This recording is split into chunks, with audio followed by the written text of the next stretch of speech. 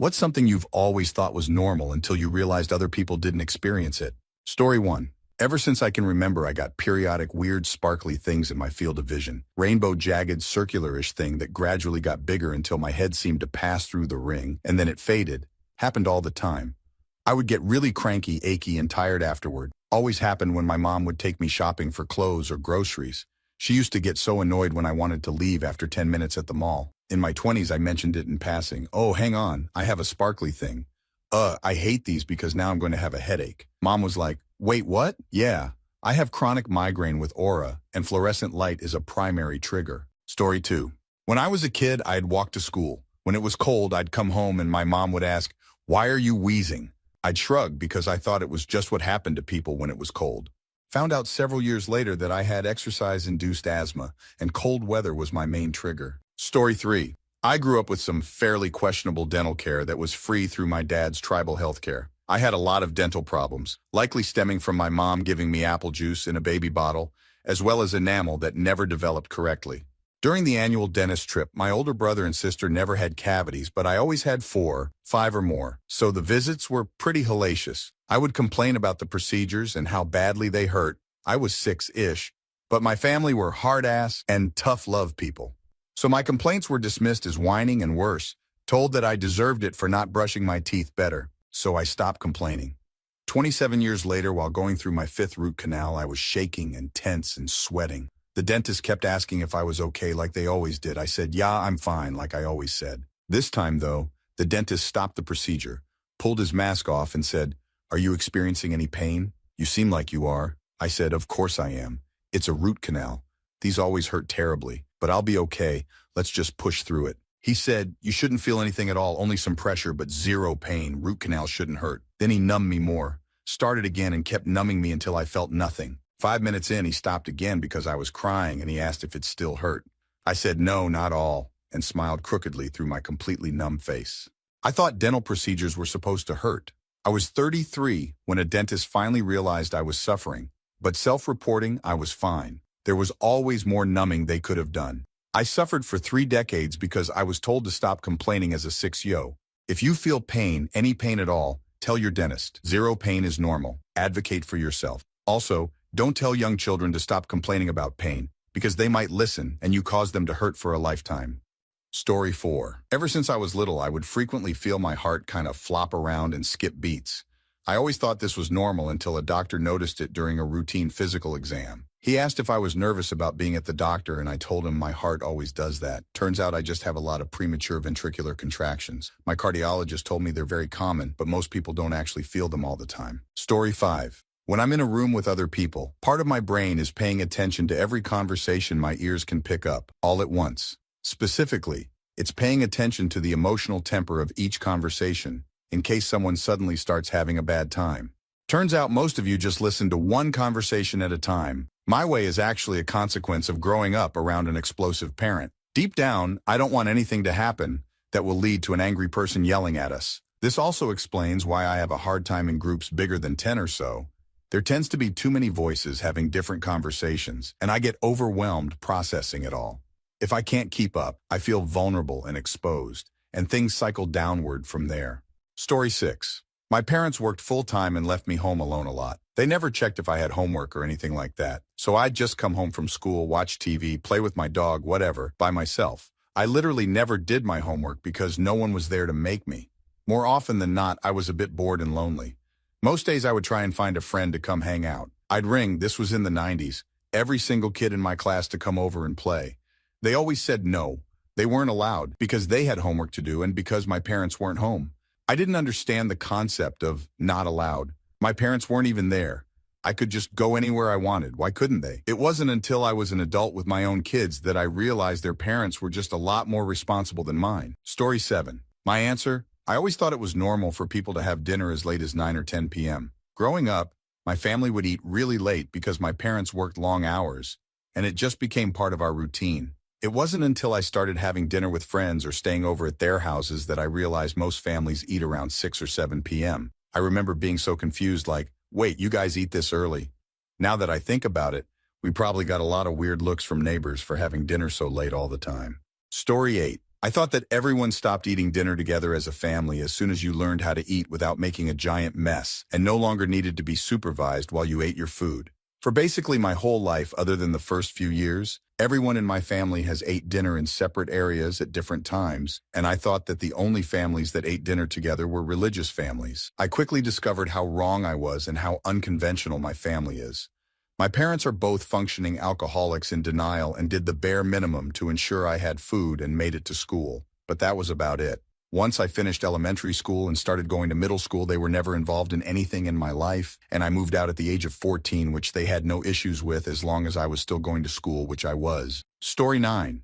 Being able to dissociate on command, apparently that's a symptom of my CPTSD, but for a long time I thought everyone had the ability to just stop feeling all emotions and make the world seem fake like a video game. That's not the case. I found that out at 24 when I finally found a good therapist. Story 10. Honestly, anxiety in general. I didn't realize it wasn't normal to have extreme anxiety about things that were absolutely minuscule until my mid-teens years. I was joking to a friend that I hoped I would throw up before a party we were going to instead of during, and she said, "Why would you throw up before or during?" I replied something like, "You know, when you get that dizzy, nervous feeling when you know you're supposed to be somewhere around a group of people, so you have to throw up to feel better?" Needless to say, she did not know what I was talking about and asked, "Have I ever talked to a doctor about it?" I honestly just assumed everyone felt like that when they went to parties, new places, appointments, or just anywhere, really. Ever since I was a child, I would constantly worry and get anxiety. Sometimes it was even over things that weren't a big deal, like answering the phone or going to a place I had already been dozens of times. I was constantly thinking someone was mad at me, even if absolutely nothing happened for the thought to even enter my mind. The worst was when I was laying in bed at night and I would just feel this sense of impending doom, as if something terrible was going to happen out of nowhere. I'm not going to lie. Even as an adult, it still blows my mind that there are people who don't experience anxiety on a day-to-day basis. To those people I say, what's it like to be God's favorite? LOL. Edited for a few spelling mistakes. Story 11. When I think to myself, I often use we. If I'm getting up to get some coffee, I'll think, let's go get some coffee. It's not a split personality thing. I think I distinguish between the parts of me that does/feels/thinks things and the meta part of me that observes myself. I saw a Reddit post about this a few years ago, and I realized that a few people do the same thing, but most people think it's very weird. Story 12. Dreaming while awake and orchestrating my sleeping dreams. Turns out I had severe sleep apnea for all my life, with 86 apnea, stop breathing, events per hour, or about every minute and a half. I was treated with CPAP, and my whole world changed for the better after the first 8 hours of real sleep. Story 13. I thought it was normal to have headaches nearly daily till I brought it up to my former psychiatrist when I was 18. He asked me if I was in any pain because I kept grimacing because my head was hurting so much. He referred me to neurology. It took years, but I finally have the headaches mostly under control thanks to medication, PT, and trigger point injections. We also recently found an abortive med that actually works without major side effects. Story 14. I am well into my 50s. In the last 3 years, I have discovered that most people can visualize and have the other senses in their head. I have none. Aphantasia is not visualizing. I realize most people have a narrator or internal monologue. I have none. My brain is so quiet compared to friends and family. I don't know how they put up with all that going on. Story 15. I used to hear a full symphony in my head when I lay down at night. Most of the time it's mellow with beautiful violins, oboes, French horns. It slowly builds and can be quite moving. It's never songs I've heard or know. I have zero musical talent, so in my head it all stays. I say used to because once I developed tinnitus, the ringing has taken place of the music. Pretty crappy trade-off. Story 16. I grew up in a house overlooking the St. John River. It never occurred to me that it was unusual that the river would sometimes be flowing in one direction and sometimes in the other direction. I thought all rivers did that and it was normal. The tides in the Bay of Fundy are so high they cause the lower end of the river to reverse direction for a while at high tide. Story 17. I thought it was normal for everything to hurt. Catching a ball would leave my palm feeling raw and bruised for days. Swinging a baseball bat would hurt my shoulder, my elbow, my hip. I had terrible pain in my hands from when I was about 12, and I remember my grandma saying, "Yeah, you got the arthritis too," and that was that. You know the saying, no pain, no gain? I thought that everyone playing every sport or doing any form of exercise was playing through the pain, And I thought I was a serious wimp for not being able to stand it and play through it like they did. My whole family would make fun of me for having such a low pain threshold. Every day, I'd wake up with pain in every region of my body for one reason or another. Bonked my knee on a coffee table 6 months ago. Yep, it would still hurt. Wore shoes that pinched my pinky toe the previous year. Yeah, I'd still be limping from the pain, but I would try really hard not to limp because that would bother my hip. All these pains added up but never went away. Ever since I was little. And I thought this was normal. I'm 42 now. About 6 months ago, I had an epiphany and asked my husband if I complained about pain a lot. His instant answer was, yep. I explained that I only ever tell him about the pains that could impact our day. Pains that are unbearable, so we might need to change plans to accommodate, which is maybe 10% of the pain I'm experiencing at any given time. We talked it out and realized that my experience of pain is actually very abnormal. I've spent the last 6 months going to specialists, learning pain management, starting a vitamin and medication regimen, and making much progress. It is amazing the things I can do now. I have more energy, more stamina, and more mental clarity because I'm not exhausting myself by being in pain 24/7. It's amazing. I bonk my knee, and it hurts for a minute. Then, I actually forget about it because it stops hurting. All my life, a simple bonked knee would cause me pain for months on end. Now I get hurt, and in a short while it stops hurting. It stops. I swear pain never used to stop. It's amazing. Side note, all the people who told me I had a low pain threshold while I was experiencing horrific pain every freaking day of my life can seriously just go themselves. Edit. I forgot to say what was wrong. The doctors are calling it fibromyalgia, which is a disorder characterized by widespread musculoskeletal pain accompanied by fatigue, sleep, memory, and mood issues. Researchers believe that fibromyalgia amplifies painful sensations by affecting the way your brain and spinal cord process painful and non-painful signals. Story 18. Mirroring other people's behavior and making a personality fitting for them. Results in me being super stressed when I meet new people because I don't know how to behave. Social contact also costs a lot of energy. Turns out people don't think of that and just kind of go as themselves. However, that's supposed to work. Also, genuinely enjoying being alone. I told a friend that I will just lock myself in my flat for a few days to relax, and he said that's a bit extreme. For me, it's really nice and relaxing. I need my alone time and don't miss social contact as fast as other people. Story 19. Sounds causing actual physical sensations. I don't just mean the sound waves that everyone hears. I'm talking about actual shapes with textures and movements in and around my torso. It turns out I have tactile audio synesthesia. Almost everyone who has any type of synesthesia is surprised when they finally figure out that other people don't experience the world the way that they do. Story 20. I didn't realize that people didn't memorize movies to keep from being bored. When I was a kid, we lived pretty far from my grandparents, so that was a long trip in the car. So I learned that I could break up the time by re-watching a movie as we drove. So I was praised for being able to sit still, but I was reciting Aladdin or Land Before Time in my head the whole time. I still do this to some extent. The last time I was able to drive down to Florida, I looked at the trip time and thought, oh, that's not too bad. That's 2 Hamiltons and a Lion King. I didn't realize that other people didn't memorize scripts down to the actors' inflections until I took an acting course. And monologues and cold reads came really easy to me. It turns out most people remember certain lines that they like or remember a funny scene is coming up. I felt like the biggest dork when I explained it. Story 21. I live in the US and was pretty astonished when I went to college out of state and met a whole lot of people who'd never heard of Tonga. The first person I thought was wildly ignorant. To me, it was like being unaware that China exists. Like, yeah, we don't live anywhere near Tonga, but surely you've met 1 billion Tongans. How have you never heard of Tonga? But shortly after that, I told a friend of mine that I'd met an astonishingly ignorant person who'd never heard of Tonga, and turns out my friend had never heard of it either, and neither had anyone else we were friends with at college. When I then Googled Tonga and showed my friends that it exists, in the same article we pulled up to read all about Tonga, it happened to mention that my hometown has the largest population of Tongan people outside of Tonga. Hence why I thought everybody on Earth had met Tongans. Story 22. I didn't realize I was probably mildly allergic to shellfish until I was about 21. I was having a sushi bowl in college and was telling my girlfriend that I love shrimp and crab, but I always get a nauseous headache whenever I eat it. She had to tell me that wasn't normal and I probably had an allergy. Realized that probably made sense, BC several of my fam members had shellfish allergies. Since childhood, I have been eating shrimp and crab and feeling funky afterwards. I literally just thought eating crab gave everyone headaches. Story 23. I am intolerant to lactose and in elementary school would look around wondering how everyone else seemed so comfortable when they must be holding in the same amount of air. Especially odd that I was the only one rattling the halls mid-class to try to find relief without being exposed. Really confused me for years. Story 24. Someone asked how I learned to braid my own hair. I explained that I picture in my head what it looks like as if I'm braiding someone else's hair while braiding my own, like if I was watching myself. They looked at me like I was crazy and said they cannot do that. I didn't know it wasn't a common thing. Story 25. I never knew that people actually see things in their head when they visualize something.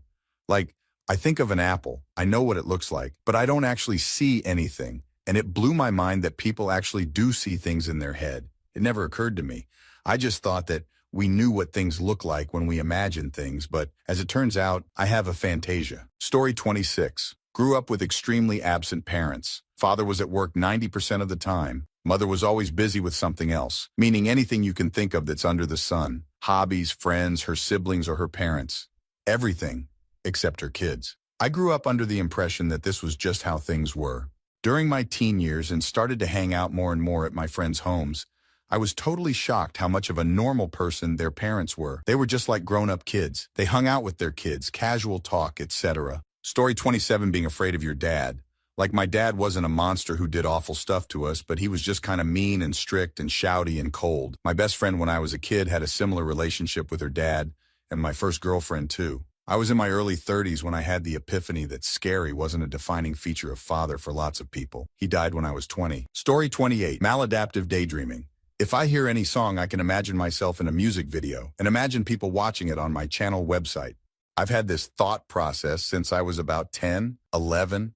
I used to walk miles a day maladaptive daydreaming to music, to the where I'd walk 4, 6 a day, not just around my neighborhood in circles, but a path, pacing back and forth in my own yard. Now I just do it while I'm in the car, taking a quick walk or doing housework. I also daydreamed so much as a kid. I'm horrible at math because of this. I had a teacher once write "warning daydreamer" to my future teacher. I accidentally seen the note on her desk.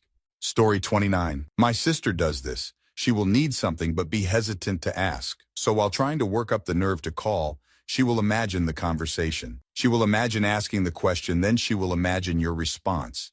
She will have the whole conversation in her head, and since she has a bit of a persecution complex, coupled with a guilty conscience, she always imagines an argument where she is being denied. The result is that by the time she calls you, she is already pissed off at you. You answer the phone and wonder, why are you mad at me? What did I do? She would offend the very person she was calling for help, borrow money, get a ride, etc., and pretty much ensure that she would get turned down. This only reinforced her behavior because it would prove that she was right all along. It took a long time and a great deal of effort to get her to change a little. Story 30, visual migraines. I'll get like moving zebra patterns in my vision that make it hard to see things and affect my peripheral vision. I gather these are like the halos some migraine sufferers get before the pain sets in, but I never get the actual pain migraine part. I'd asked my eye doctor about them, and he knew just what I was talking about. He gets them too. It's caused by some type of convulsing activity in the visual center of the brain, if I remember what he told me correctly. You know it's a brain thing because it's not specific to one eye. Story 31.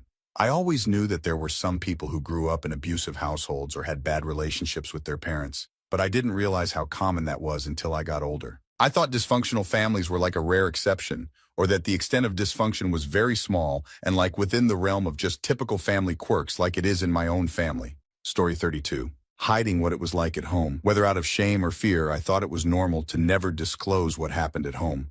As a child, I found it difficult to open up and trust people because of it. It wasn't until I got older that I realized how much of an impact it had on me, how normalized it had become for me to shield abusive behavior.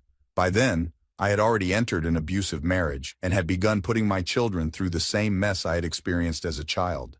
Story 33. Some people have parents, like actual adults for parents. Not whatever cluster of emotional dysfunction I got. I mean, they did their best. But when I think about it, their best didn't mean much. Some of my friends' parents in high school, while not perfect, had advice. And it actually worked. Like real advice, they were actually available and wanted the best for their kids, and were emotionally and financially capable of deprioritizing themselves for 5-10 minutes to actually listen and be helpful. Story 34. I thought it was normal for parents to pay your university's hostel and holiday bills till you're settled.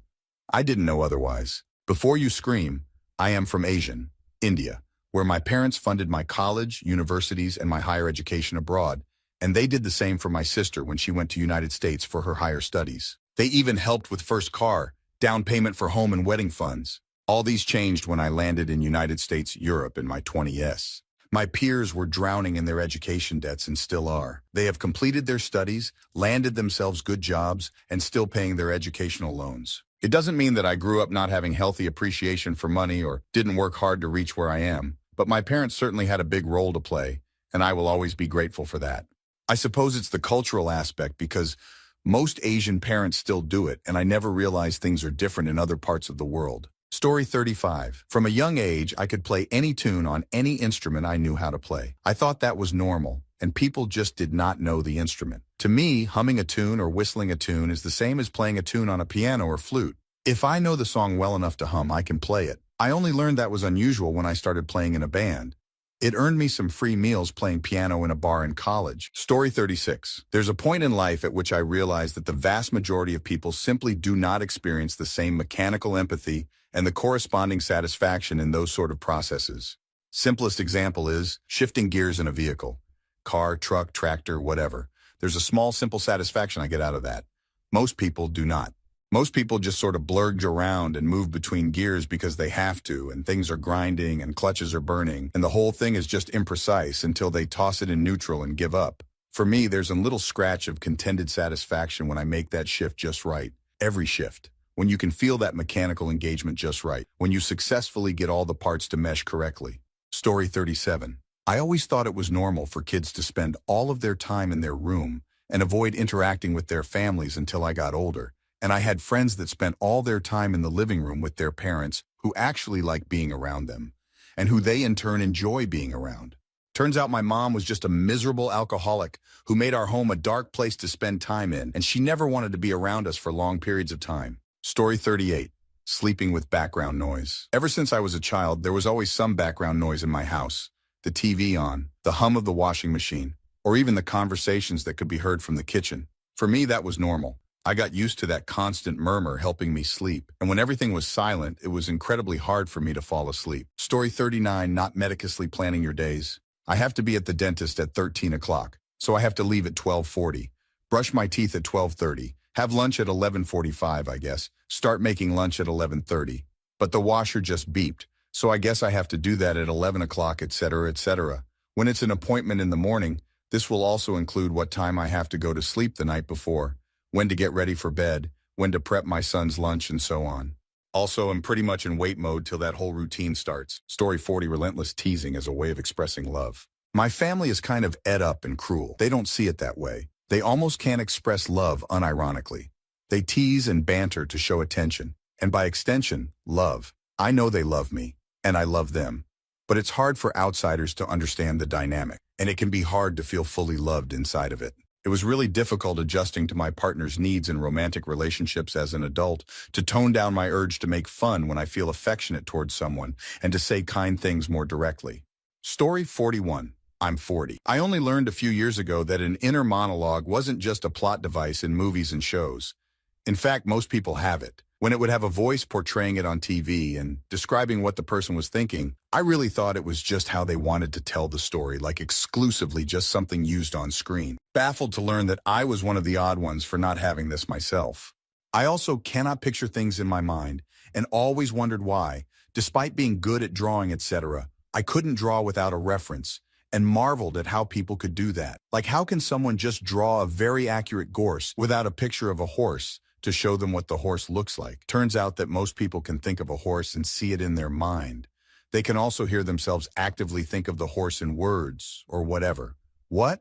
My brain works more in like concepts and a general awareness rather than words or pictures. People think this means my mind must be quiet, but it is far from that. I can't shut my brain off, thanks autism and ADHD, at all, and always have too many thought streams happening at once. So many that I get overwhelmed and paralyzed from doing any action. It's just that I don't get words or pictures for those thoughts. Story 42. Constant ringing in the ears. As far back as I can remember, I've had a consistent ringing in my ears. It slowly crept up and got worse over the years. I've always needed sound to sleep, otherwise it's torture. My boyfriend asked to turn the TV off while we slept, and I said to him, Doesn't the ringing drive you mad when there's no other noise? His look of confusion instantly told me it wasn't normal. Then I Googled and found out I have tinnitus. I've had it since I was 5. My parents always put the radio on because I wouldn't sleep otherwise. Story 43. Feeling like I just woke up from a 15-year-long coma for 2 hours after I eat. Like absolutely all body-dragging lethargy. Like someone hung weights every 2 inches all over my limbs. I'm not diabetic or pre-diabetic. I wondered how people go for walks after they eat. Or do other activities. I have to sit for like an hour. Apparently there's an actual term for this, but I don't remember it. Had no idea other people don't deal with that. Story 44. I lived about 10 years on this planet thinking that I hate grilled cheese sandwiches. Went to a sleepover one night and their mom made us grilled cheeses. I thought I had to choke it down, but it was the best grilled cheese I've ever had. Come to find out, my mother would put mayonnaise on my grilled cheese before she cooked it, my whole life. I thought that clear, gooey layer of sauce was just how grilled cheese sandwiches were supposed to be. I still complain to her about it, LOL. Story 45. I used to think that when people said, "Oh, if you have to get up early, just go to sleep early," it was some sarcastic joke in common use along the lines of, "Oh, didn't scan, guess it's free," or "working hard or hardly working," since obviously you can't just go to sleep. Turns out not everyone has chronic insomnia. Story 46. Being able to recall old dreams. I mentioned dreams I had when I was 4/5. I'm 24 for reference. And people think I'm making it up, but I genuinely remember a lot of my dreams. Maybe not the entire thing or the story plot, but bits and pieces of different dreams I do remember. I remember how old I was, what I did after waking up from it also. Learned real quick not everyone can do this. Which is strange to me, but I'm a heavy visual learner and an artist, so it makes sense I remember images easily. Story 47. Being able to recognize people you know outside where I know them from. When I see someone outside my normal frame of reference for that person, say a coworker out in public, I do not recognize them. I recognize them just fine at work, but I could walk past them in a store and not know who they are.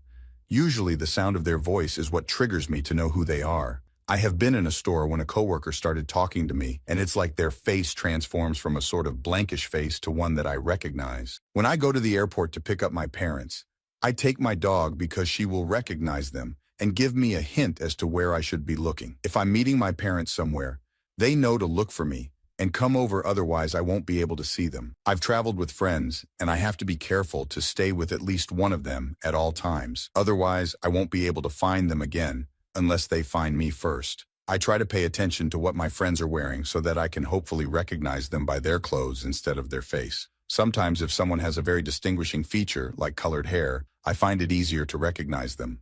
Story 48. Seeing/interacting with ghosts. I just thought that everyone lived in a haunted house and had to deal with things being moved and ghosts trying to take their energy. I think I was 30 before I found out that some places weren't haunted, because even my college dorm had them. I also thought that everyone could see/feel/or hear them, and that it was just one of those impolite subjects to talk about. Story 49. I thought it was weird that people could stop watching a movie or TV show right in the middle and pick it up later. I thought it was weird in school that kids would read books in between classes. You don't have time to finish a chapter. Why start if you're going to have to stop part way? I thought it was weird that people could play a game and stop whenever without getting to the end of a level. Turns out I was the weird one. I have OCD, and not finishing something is a part of that. Sure, it's nice to finish things, and some people do, but I had to finish something. If I knew I didn't have time, I wouldn't even start. Therapy is helpful. So is getting diagnosed. I can kind of stop things partway, kind of. It still makes me crazy uncomfortable, though. Story 50. Speaking truth. I don't see reasons to lie unless I am being threatened or somehow otherwise in danger. But then I realize that people lie all the time, for no reason at all, or have subjects they don't like to talk about. That is so weird. I remember psychologists asked me to name such themes, and I was like, what? If it's just talk, how can it possibly hurt me? But it seems like it works like that for other people. In certain subjects, they would not tell the truth or not talk about it at all. Not being able to understand how others will react on specific action. It seems like most people can read others and predict them. Also, I wondered why most of the actors are ugly or neutral looking. Thought it's because they selected not for their appearance, but for their acting skills. But it turns out that I just have unusual taste for appearance. Story 51. My allergies are bad and sometimes my ears pop. So since childhood, I started clenching my jaw and making a really loud, like humming sound.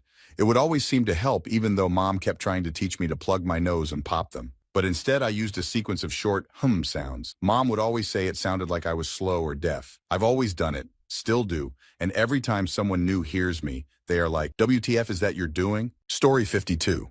I thought it was super normal for school principals and resource officers to pull their favorite kids and stuff from class to hang out with them. In high school, our principal had a child in said high school and children from a marriage in middle school. He'd pull kids out of classes, send excusing notes when kids did not want to go to class. And our resource officer had a small room he strung lights up in, had beanbag chairs, would hand on candy and drinks specifically to popular pretty girls. My principal was arrested with 2.4 terabytes of CP in a major sting. The resource officer was fired after allegations of him groping teen girls. We all thought they were cool teachers. Now we are all 25 and gagging at the real fact. Story 53. Eye-watering jaw pain, but only for a couple of seconds after the first bite of every meal. Had it all my life, but nobody seems to know what I'm talking about. Until recently, I thought it was a universal thing.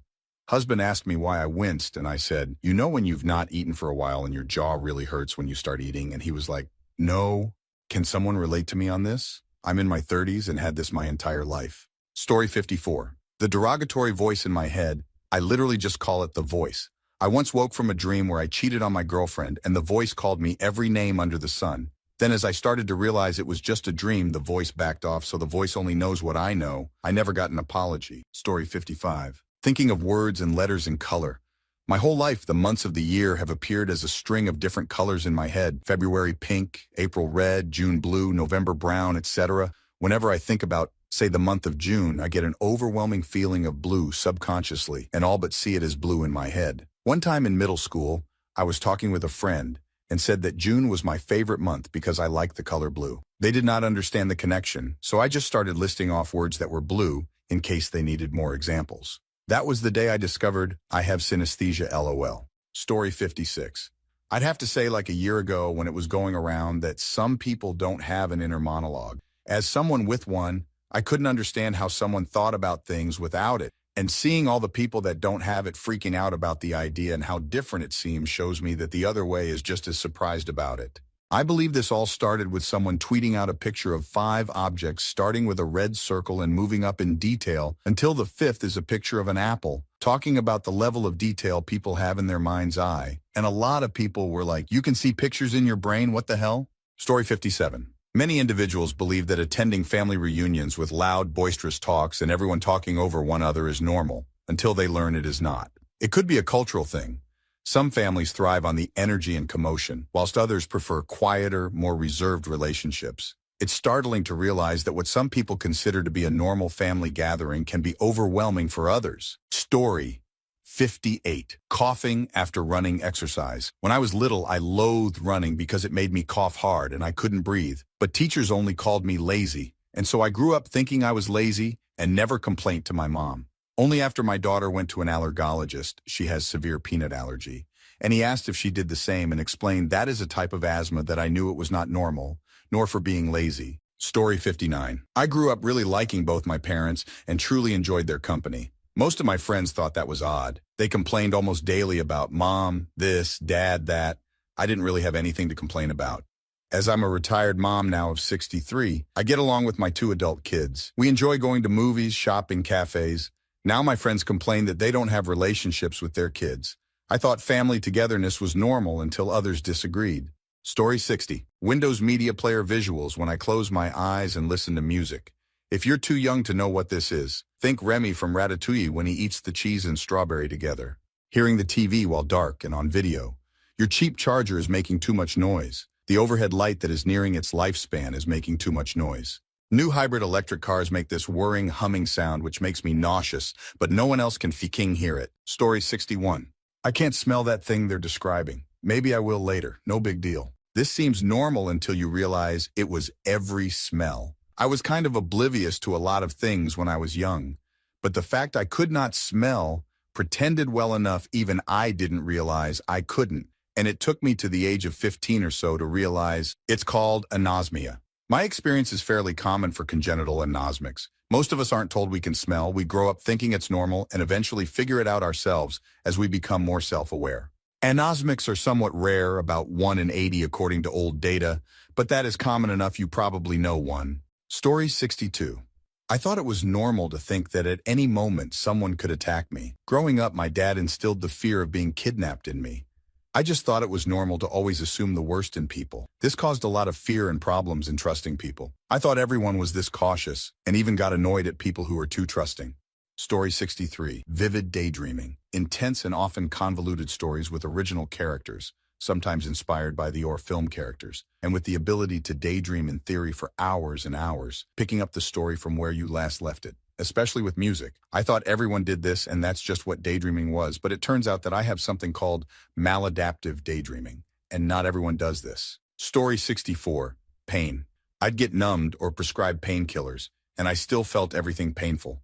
Just figured that's the way it was. Suck it up and deal with it. To the point I just never took painkillers because they just made me feel disconnected. Recently had dental surgery and asked the doc if I should still feel before he got busy. He said no. I said, but I do. He numbed me again. During the surgery, I winced. He asked if I felt that. I said yes. He numbed me again. Happened one more time. From what I gather, my body reacts differently to painkillers that don't work. Story 65. I assumed that everyone's sense of smell was like mine. It was only in my 20s that I realized I can smell a lot of stuff that nobody else can. Like my husband sprays cologne 6 rooms away and I know as soon as he does.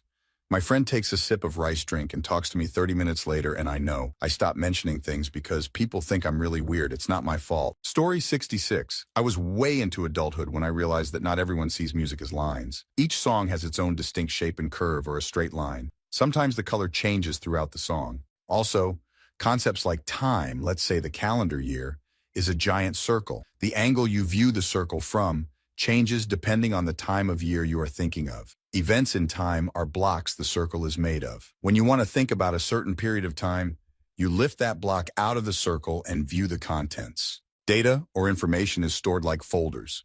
Need to recall the correct socket size for that exhaust manifold, the price for a pound of sirloin steak at Price Chopper grocery store in July 2006? Heck, what size drywall your coworker told he ordered for a project 20 years prior in another state? Just find and open that folder. It's all right there. 15 mm medium depth socket. A standard 15 mm isn't long enough and a deep socket won't clear the subframe. So you buy a deep 15 mm and cut it down with an angle grinder. $6.99 per pound. Every Friday night that summer we grilled steaks and got hammered drunk. 14x4 sheets because they were hanging vertically in the office building he was remodeling in Athens, Ohio. I've never been to Athens. I guess this is synesthesia. Story 67. I have torus palatinus in my mouth, in several locations. One of these locations is on the top roof of my mouth. It is a large lump curving down. I thought everyone's mouths were like this for 35 years of my life. One day my husband yawned with his head tilted back, and I noticed he didn't have the roof lump like I did. This is how I found out. Story 68. When I have a chesty cough, I experience the feeling of having an itch at the back of the insides of my lungs. It makes me want to scratch my back, but it's frustrating because I can't reach the itch as it's on the inside of my rib cage. Only in my late 20s did I complain about it verbally to somebody else and found out they have no idea what I meant and were a bit freaked out by it. Turns out nobody else I know experiences this either. Story 69. Just realized at 52 that I have MCAS and my whole life my immune system has been working wrong. Most days I have brain fog, fatigue, itchy skin, allergic rhinitis, anxiety, and loads of digestive issues. I often beat myself up for not being sharp enough, but I don't see anyone around me dealing with this. I know I'm not the only one, but I've never met another. Story 70. Getting your appendix removed. Had mine removed when I was 11 years old because it got inflamed. Same happened to my 2 siblings. Inflamed and removed at the age of 11. Had a talk to some coworkers the other day about it and all of them are still having their appendix. Looked it up on the internet, and then it dawned to me for the first time that it's not normal at all to get it removed.